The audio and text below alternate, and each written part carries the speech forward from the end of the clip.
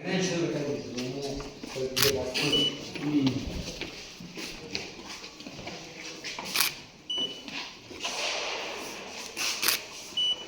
ಚಿತ್ರಗಳೆಲ್ಲ ಗೋಡೆ ಚಿತ್ರಗಳೆಲ್ಲ ಸಲೀಮ್ ಅಂತ ಅದು ಒಂದು 20 ವರ್ಷದಿಂದ ಎಲ್ಲ ಗದಗಿನಲ್ಲೂ ಬರೆದಿದ್ದಾರೆ. ಭಾಳ ಅದ್ಭುತವಾದ ಕಲಾವಿದ. ಅವರಿಗೆ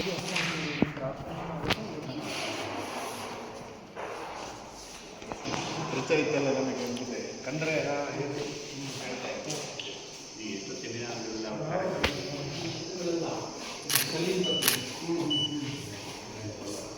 ಈ ಚಿತ್ರಗಳು ಕೂಡ ಇದೆಲ್ಲ ರಾಘವ ಪಬ್ಲಿಕೇಶನ್ಸ್ ಭಾಳ ಹಿಂದೆ ಅನಿಮಲ್ ಸ್ಟೋರೀಸ್ ಇಲ್ಲೆಲ್ಲ ಪಕ್ಷಿಗಳ ಚಿತ್ರಗಳು ಎಷ್ಟು ಚೆನ್ನಾಗಿದೆ.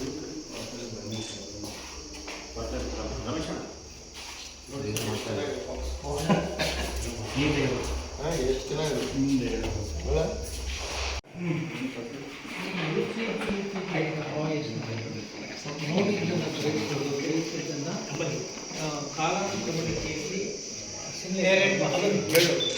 ಅದಕ್ಕೆ ಬೇಕಾಗುವಷ್ಟು ಪದದ ಮತ್ತು ಅವಾಗ ಏನಾಗುತ್ತೆ ಅಂತವರಿಗೆ ಆಮೇಲೆ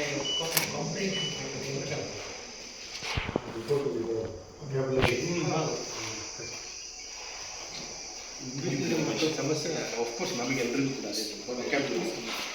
ಕನ್ನಡದ ಮಕ್ಕಳು ಕನ್ನಡದಲ್ಲಿ ಬೇಕಾದಷ್ಟು ಸರ್ ಕುವೆಂಪು ಹೇಳಿ ಕೆಲಸ ಮಾಡಬೇಕು. ಇಂಗ್ಲೀಷ್ ಎಲ್ಲರಿಗೂ ಕಲಿಸಿ, ಆದರೆ ಉತ್ತರ ಕನ್ನಡದಲ್ಲಿ ಬರೀಕ್ಕೆ ಅವಕಾಶ. ಕುವೆಂಪು ನಮಗೆ ಬೇಕಾದ ಇಂಗ್ಲೀಷ್ ಅದನ್ನು ಫಾಲೋ ಮಾಡಿದ್ದೇನೆ.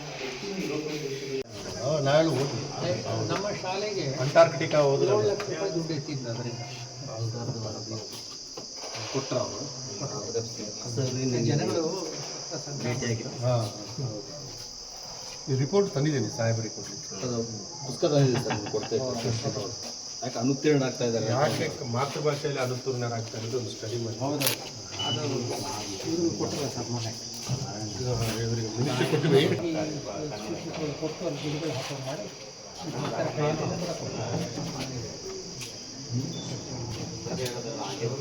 ಶ್ರೀನಿವಾಸ ಪ್ರಸಾದ್ ಅವರು ನಮ್ಮ 5 ಸರಿ MP ಆದರು. ನಮ್ಮ ರಿಪೋರ್ಟ್ ಇರ್ಬೋದು ಸರ್ ಕೊಡ್ತೇವೆ ಸರ್. ಕನ್ನಡದಲ್ಲಿ ಯಾಕೆ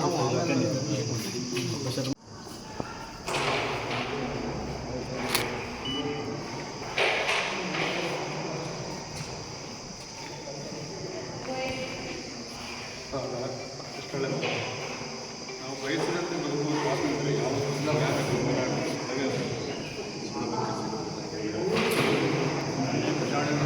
ಭಾಷೆ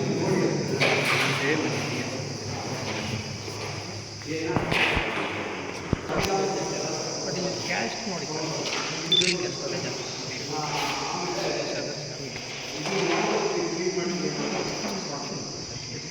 STಗಳಿಲ್ಲ. ST ನಾವು ಬಹಿರಂಗ ಬಿಟ್ಟಿರ್ತಾನೆ.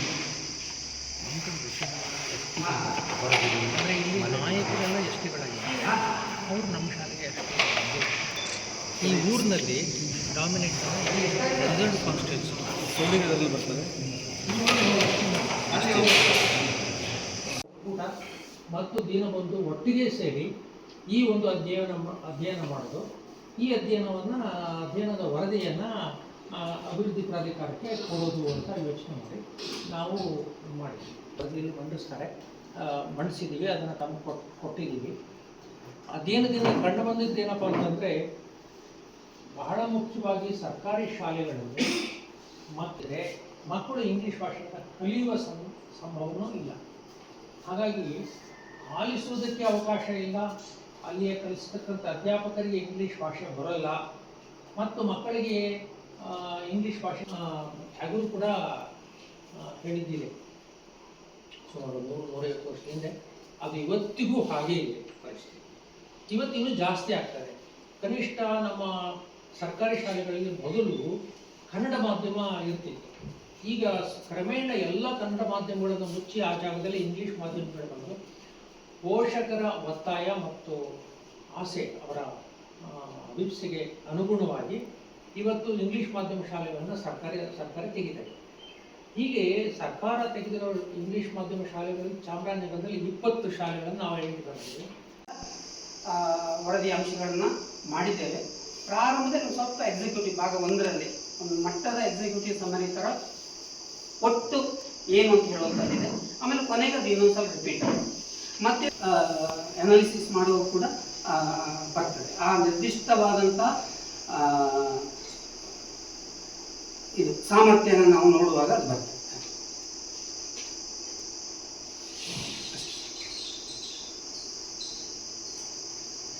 ಸೊ ಇದು ಹೀಗೆ.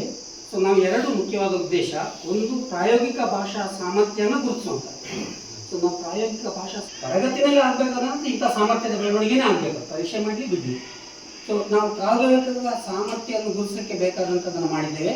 ಆಮೇಲೆ ಇನ್ನೊಂದು ಮುಖ್ಯವಾದ ವಿಷಯ, ಸಾಮರ್ಥ್ಯದ ಬುನಾದಿ ಸಾಮರ್ಥ್ಯಗಳು 2ನೇ ತರಗತಿವರೆಗೆ.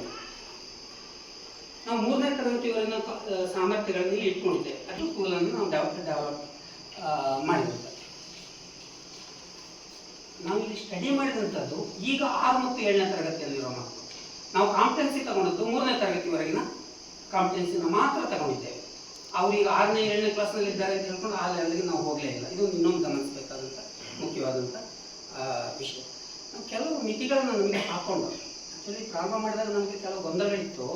ನಾವು ಇಂಗ್ಲೀಷ್ ಪ್ರೊಫಿಷಿಯನ್ಸಿನ ಶಿಕ್ಷಣ ಕುಂದು ಹೋಗುತ್ತೆ, ಅವ್ರ ಶಿಕ್ಷಣವನ್ನು ನಾವು ಸಾಗಿಸ್ತೀವಿ ಅಂತ ಹೇಳೋದಕ್ಕೆ ದೊಡ್ಡ ಅಧ್ಯಯನ ಬೇಕಾಗಿಲ್ಲ. ಆದರೆ ಅಧ್ಯಯನ ಯಾಕೆ ಬೇಕಾಗಿದೆ ಅಂದರೆ ರುಜುವಾತು ಮಾಡಬೇಕಾಗುತ್ತೆ. ಅಂಕಿ ಅಂಶ ಅಂತ ಅನ್ನೋದು, ಸ್ಟ್ಯಾಟಿಸ್ಟಿಕ್ಸ್ ಹಾಕೋದು, ಬಾಯೋಗ್ರಾಫ್ ಹಾಕೋದು, ಏನೋ ಹಾಕಿ ಹೇಳಬೇಕು. ಆ ಒಂದು ಕಾರಣಕ್ಕೆ ನಾವು ಇದನ್ನು ಮಾಡಬೇಕು. ಸೊ ಇದು ನಿಜವಾಗ್ಲೂ ನಮ್ಮ ಎದುರುಗಡೆ ಇರೋ ಬಹಳ ದೊಡ್ಡ ಸಮಸ್ಯೆ. ಇಂಥ ಮಾತು ಕೇಳಿಸ್ಕೊಳ್ಳುವಂಥವ್ರು ಅಧಿಕಾರಿಗಳು ಸಿಗ್ತಿರಲ್ಲ. ಬೆಳಿಮಲೆ ಅಂತವ್ರು ಸ್ವಲ್ಪ ಇದನ್ನು ಕೇಳಿಸ್ಕೊಳ್ತಾರೆ ಅನ್ನೋ ಒಂದು ಇದೆ. ಬಟ್ ಇನ್ನೊಂದ್ಸರಿ ಮಾತಾಡ್ತಿದ್ದು ನೋಡಿ ಸ್ವಲ್ಪ ನನಗೆ ಗಾಬರಿ ಆಯಿತು. ಒಲೆನೋ ನೀವೆಲ್ಲ ಹಾಗೆ ಇಂಗ್ಲೀಷ್ನಲ್ಲಿ ಓದಿ ಕನ್ನಡದಲ್ಲಿ ಹೇಳಿಪ್ಪ ಬೇಡ. ಈ ನಮ್ಮ ಪ್ರಾಥಮಿಕ ಶಾಲೆಗಳಲ್ಲಿ ಅದು ಬೇಡ. ನಾವು ಕನ್ನಡದಲ್ಲಿ ಓದಿ ಕನ್ನಡದಲ್ಲಿ ಹೇಳೋದನ್ನು ಚೆನ್ನಾಗಿ ಕಲಿತು ಆನಂತರ ಬೇಕಾದರೆ ನೀವು ಇಂಗ್ಲೀಷ್ನಲ್ಲಿ ಓದಿ ಕನ್ನಡದಲ್ಲಿ ಕಲಿಯುವ ಒಂದು ಸ್ಥಿತಿಗೆ ಹೋಗ್ಬೋದೇ ಹೊರತು ಈಗ ನಾವು ಒತ್ತು ಕೊಡಬೇಕಾಗಿರ್ತಕ್ಕಂಥದ್ದು ಕನ್ನಡ ಮಾಧ್ಯಮದಲ್ಲಿ ಕನಿಷ್ಠ 7ನೇ ತರಗತಿ ಇರ್ತಕ್ಕಂಥ ಮಕ್ಕಳು ಓದಬೇಕು. ನಮ್ಮ NEP-ನವರು, ನ್ಯಾಷನಲ್ ಎಜುಕೇಷನ್ ಪಾಲಿಸಿನವರು ಸಾಧ್ಯವಾದಲ್ಲೆಲ್ಲ ಅಂತ ಹೇಳಿ, ಸಾಧ್ಯವಾದಲ್ಲೆಲ್ಲ ಅದು ಒಂಥರ ಮುಗಿಸ್ಕೊಳ್ಳೋಕೆ ಮಾಡುವಂಥ ಸಾಧ್ಯವಾದಲ್ಲೆಲ್ಲ ಕನ್ನಡ ಮಾತೃಭಾಷೆಯ ಶಿಕ್ಷಣ ಸಿಕ್ಕಲಿ ಅರ್ಥ ಮಾಡಬೇಕು ಅಂತ ನಮ್ಮದು ಸರ್ವೋದಯ ಸಂಘ ಅಂತ ಒಂದಿದೆ. ನಮ್ಮ ಸರ್ವೋದಯ ಸಂಘದಲ್ಲಿ ನಾವೆಲ್ಲ ಯೋಚನೆ ಮಾಡೋದು ಏನಂದರೆ, ಅದಕ್ಕೊಂದು ಪಾಂಪ್ಲೆಟ್ ಮಾಡಿದ್ದೀವಿ. ಪೋಷಕರಲ್ಲಿ ತೊಗೊಂಡು ಹೋಗೋಣ, ನಾನು ಬರೆದಿದ್ದೀನಿ, ನಾನು ಹಂಚ್ಕೊಳ್ತೀನಿ ಅಂತ. ಅದರಲ್ಲಿ ಹೇಗೆ ನಿಮ್ಮ ಮಕ್ಕಳಿಗೆ ಅನ್ಯಾಯ ಆಗ್ತಾ ಇದೆ ಅನ್ನೋದನ್ನು